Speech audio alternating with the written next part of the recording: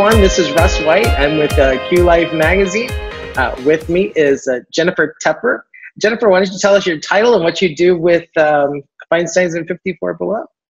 Sure. I'm happy to be here. Thank you for having me. I'm the creative and programming director at Feinstein's 54 Below. Fantastic. And you're coming out with a very special project in a few months. It's very, very near and dear to my heart. Why don't you tell us about the Jonathan Larson Project?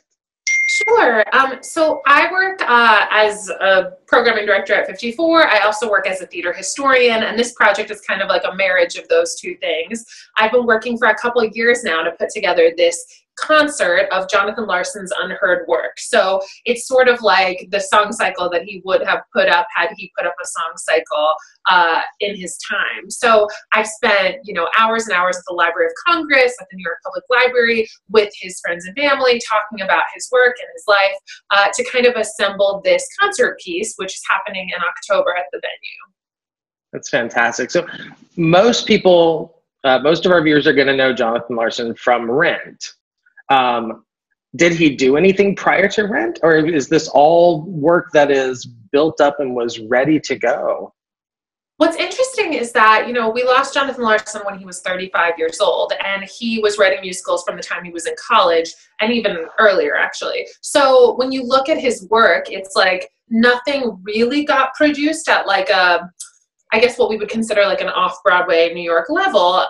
Well, you know what, there were exceptions. So what's interesting is he had all these projects that he had this show he did called JP Morgan Saves the Nation, which happened in New York. He just composed the music for that. He had a musical version of 1984 that he completed and that he shopped around and sent to producers for years. He had his show Superbia, which is commemorated in the musical Tick, Tick, Boom, which had readings and workshops and won development awards and, was seen in concerts on certain New York stages. So he did have a lot of work that was performed, although not necessarily produced at the level that, a Rent at New York Theater Workshop was.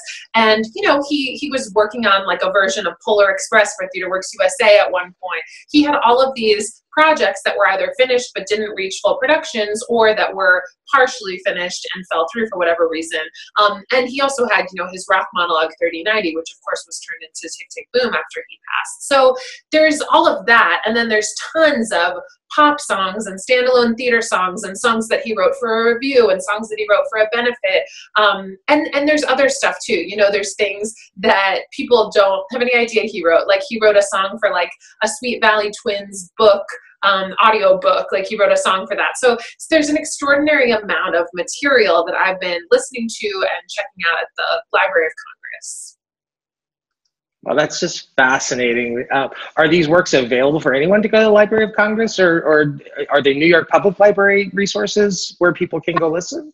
That's a great question. So all of the listening resources are at the Library of Congress in DC, which is an extraordinary place, which is, when Jonathan passed, all of his tapes and his files were donated to the Library of Congress as part of a program, and they've done an incredible job with the selection. So I think that if you do want to listen or see the materials, you can. You just have to follow their directions, which, their website and the people there are so great and they can help you out. But yeah, pretty much anyone can go check those out and learn more about Jonathan's work.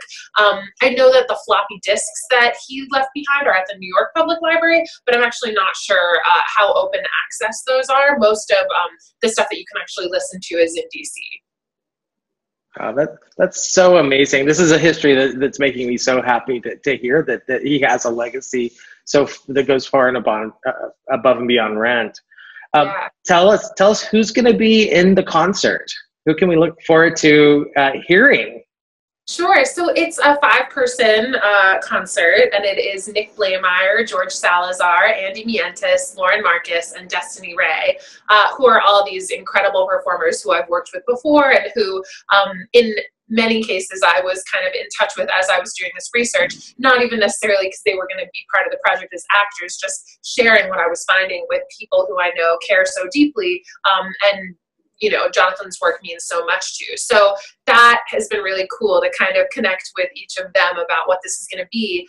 Because what's really interesting is, you know, I just listed a bunch of stuff that's a library, but really there are like hundreds and hundreds of hours of tapes. And it's like, it was kind of like spelunking in the best possible way, where, you know, I would listen to a tape that was labeled like Superbia 1986 tape 20, and it would be partially, you know, a demo of Superbia, and then it would be a song that was listed partially on a lyric sheet in like another box. So it was really like putting together a puzzle in a way.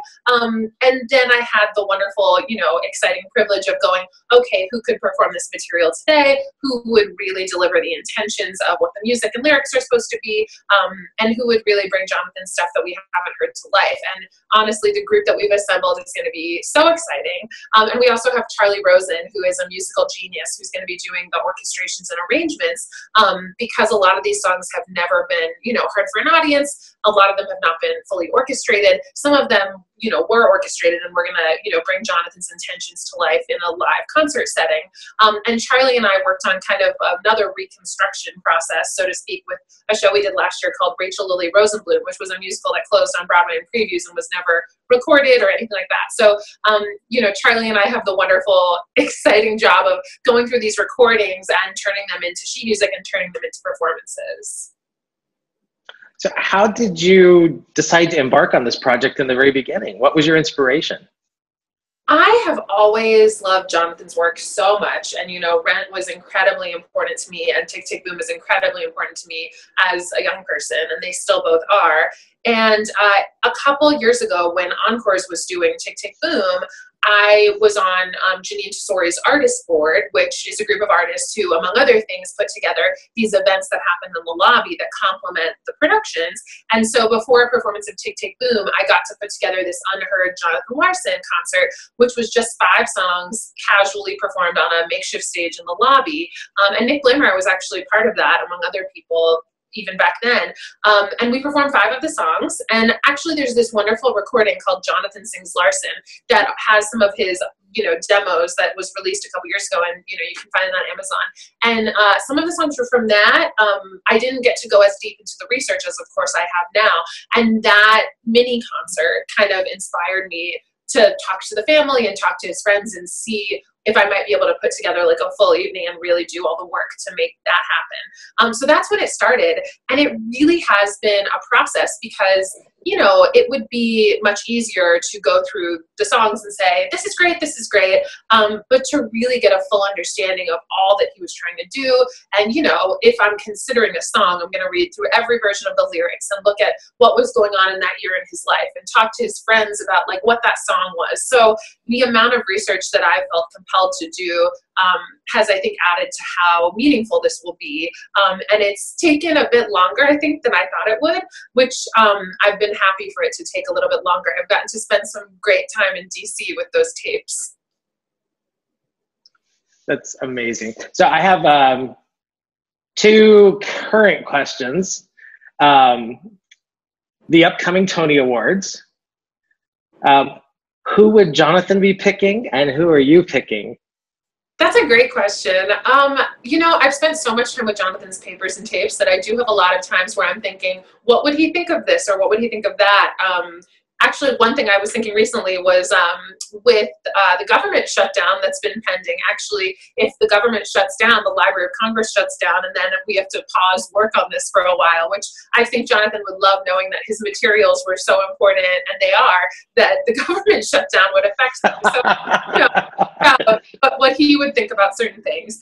You know, I always think that the Tonys, you really can't make those predictions until it gets a little closer, because I do think that in the situation we're in now with these theaters, there are so many shows that want to come in and there aren't enough theaters for them, so there's so many things waiting to swoop if something else closes, and I think we might see some surprises. But there's, I mean, gosh, there's also so much that hasn't opened yet.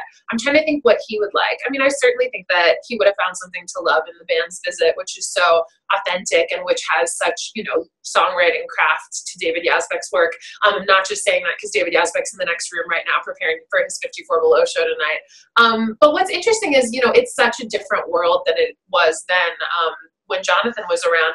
You know, every theater was empty and no one was producing new musicals. And I think that you know, in the universe, in the, you know, that where he's around, he's writing extraordinary things that have to do with politics, and he's part of this really active scene of musicals that we have going on right now. And I think he'd be happy to know that musical theater is so alive these days.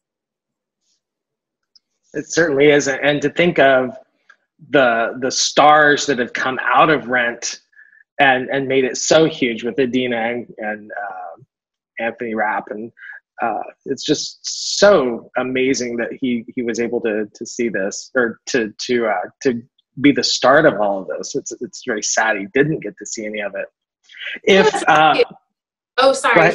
He planted all of the seeds for the generations like ahead of him, and the most amazing thing is, like, I work so much with so many musical theater writers, and almost everyone has been heavily influenced by, you know, Jonathan's work. And, you know, Lin-Manuel Miranda would not have written Hamilton if it wasn't for Jonathan Larson and Rent. So in the actors that came out of Rent, in the styles of musicals being written now, in musical theater writers who were influenced by it, his touch is everywhere.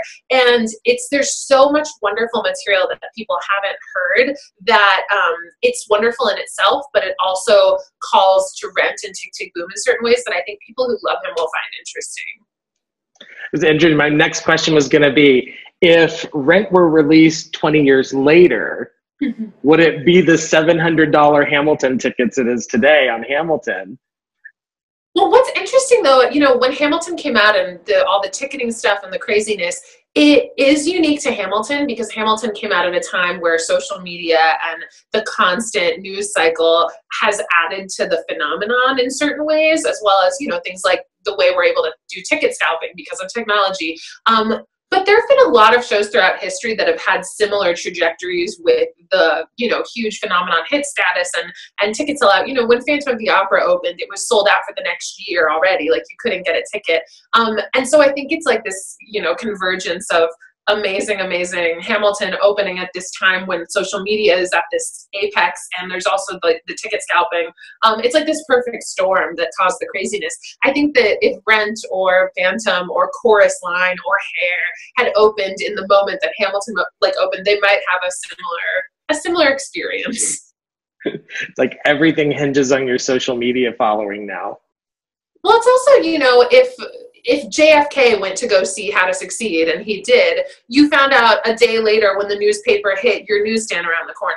You know, when Barack Obama goes to see Hamilton, there are millions of tweets within seconds, and it creates this level of excitement that I think is really cool for Broadway and can be utilized in such a fun way. But it makes everyone around the globe interested in Broadway because they have that social media access, which I think, you know, it's in time we'll be able to examine how that like contributed to Hamilton and the phenomenon that is Hamilton.